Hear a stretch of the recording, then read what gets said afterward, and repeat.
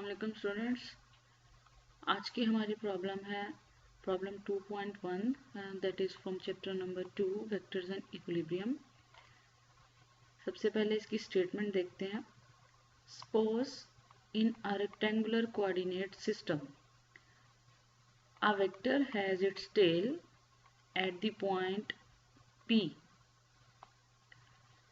हमारे पास एक rectangular coordinate system है जिसके अंदर एक वेक्टर A है। उस वेक्टर की जो टेल है वो है पॉइंट P पे, और उस पॉइंट P के जो कोऑर्डिनेट्स जो है वो हमें गिवन है that is -2 and -3 and its tip at Q point, और उस Q पॉइंट के जो कोऑर्डिनेट्स हैं वो हैं 3 and 9।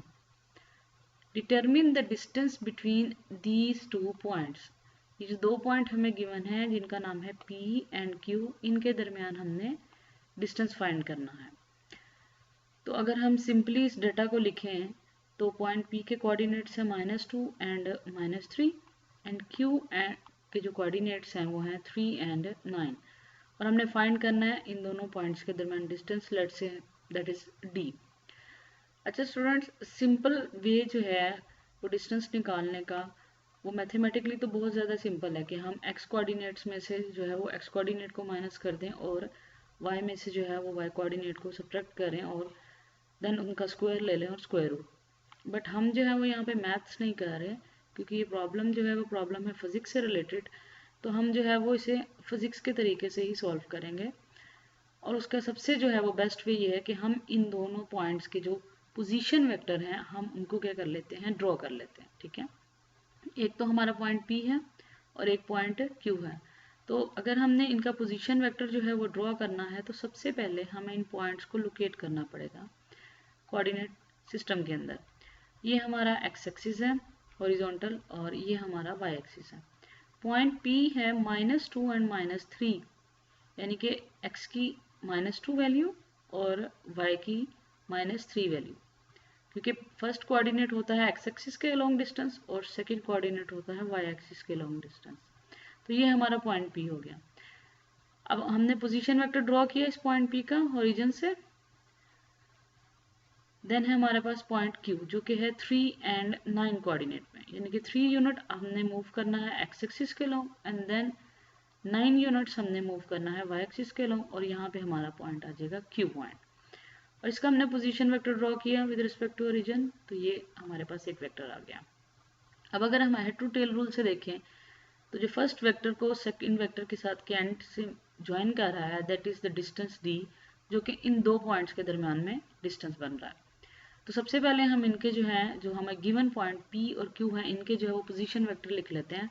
That is very simple, क्योंकि फर्स्ट कोऑर्डिनेट क्या है हमारा x एक्सिस के लॉन्ग, तो वो डिस्टेंस भी क्या बनेगा x एक्सिस के लॉन्ग, और x एक्सिस के लॉन्ग जो हमारा यूनिट वेक्टर होता है वो होता है I कैप। तो इसका पोजीशन वेक्टर बन जाएगा -2I प्लस होगा, लेकिन क्योंकि हमारा कोऑर्डिनेट जो है वो -3 है सो वी विल राइट -3, और -3 डिस्टेंस क्योंकि y एक्सिस के लॉन्ग है, और y एक्सिस के लॉन्ग जो डिस्टेंस यूनिट वेक्टर होता है उसको हम कहते हैं j कैप। तो ये पोजीशन वेक्टर लिखने का तरीका है किसी भी पॉइंट का। नेक्स्ट है हमारा सेकंड पॉइंट, पॉइंट Q जिसके कोऑर्डिनेट है 3 एंड 9। अब इसके दोनों कोऑर्डिनेट्स क्या हैं, पॉजिटिव डायरेक्शन में, तो सिंपली हम लिखेंगे 3I बिल्कुल R1 की तरह प्लस 9J। तो ये दोनों पॉइंट्स का क्या हो गया, पोजीशन वेक्टर हो गया। ठीक है, अच्छा अब हमने फाइंड करना है इन दोनों के दरमियान डिस्टेंस। सो सिंपलेस्ट वे, सिंपली अगर हम इसको लिखते हैं कि इन दोनों के दरमियान जो हमारा जो डिस्टेंस आ रहा है, ठीक है, that is R2 minus R1, क्योंकि फाइनल में से जो है वो हम इनिशियल को क्या कर देते होते हैं, सब्ट्रैक्ट कर देते होते हैं। अब अगर हम जो है वो इन पोजीशन वेक्टर्स की वैल्यू यहाँ पे सब्स्टिट्यूट कर रहे हैं तो ये आ जाएगा हमारे पास R2। सबसे पहले हम लिखेंगे R2 के कोऑर्डिनेट जो कि क्या है 3I plus 9J minus -2i, अब क्योंकि बाहर माइनस है इसीलिए जो है वो इसको पहले हम ब्रैकेट में लिखेंगे -3j। अब ये माइनस जो है वो अंदर वाले सारे माइनस को प्लस कर देगा, सो हमारे पास आ जाएगा 3i plus 9j minus minus plus 2i and again minus minus plus, that will give plus 3j। अच्छा, अब यहाँ पे ये बात नोट कीजिए कि जो x कोऑर्डिनेट होता है वो x कोऑर्डिनेट में ही ऐड होगा, यानी x के लॉन्ग डिस्टेंस x के लॉन्ग, यानी i के साथ हम प्लस करेंगे और देन j का j के साथ। तो 3i को जब हम 2 में प्लस करेंगे तो it will gives us 5i। Simple हमारे पास आ जाएगा, इसको हम यहाँ पे लिख लेते हैं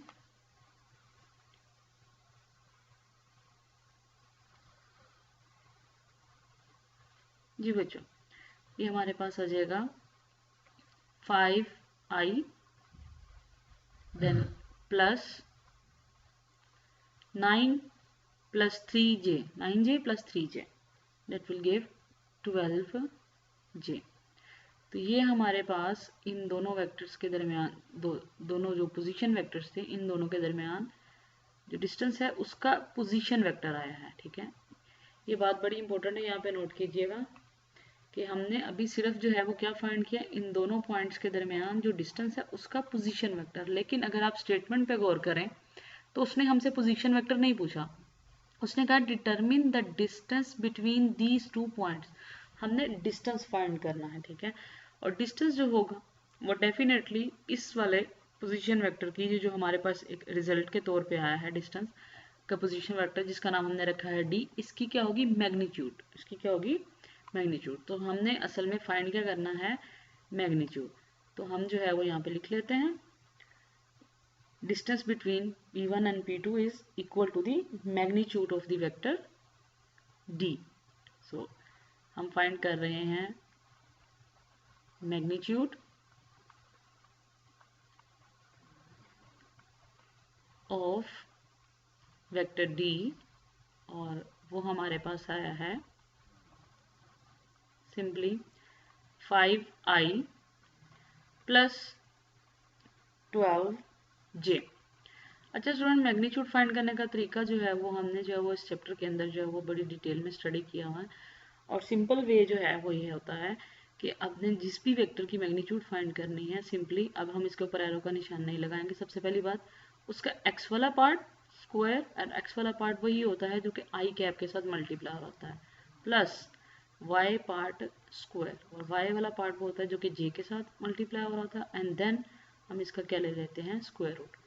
तो 5 का स्क्वायर करेंगे तो हमारे पास आ जाएगा 25, प्लस 12 का स्क्वायर करेंगे तो हमारे पास आ जाएगा 144, और अगर हम इसको जो है वो ऐड करेंगे तो it will give us 169 square root. तो अगर हम इसका स्क्वायर रूट लें कैलकुलेटर से तो आप लोग जो है वो देखेंगे कि सिंपली जो हमारा आंसर आया है वो आया है 13। अच्छा, अब यहाँ पे एक बात बड़ी इंपॉर्टेंट नोट कीजिएगा कि आप लोग यहाँ पे प्लीज़ जो है वो यहाँ पे मीटर्स मत लिखिएगा, क्योंकि यूजुअली हम जो है वो डिस्टेंस को मीटर में मेजर करते हैं।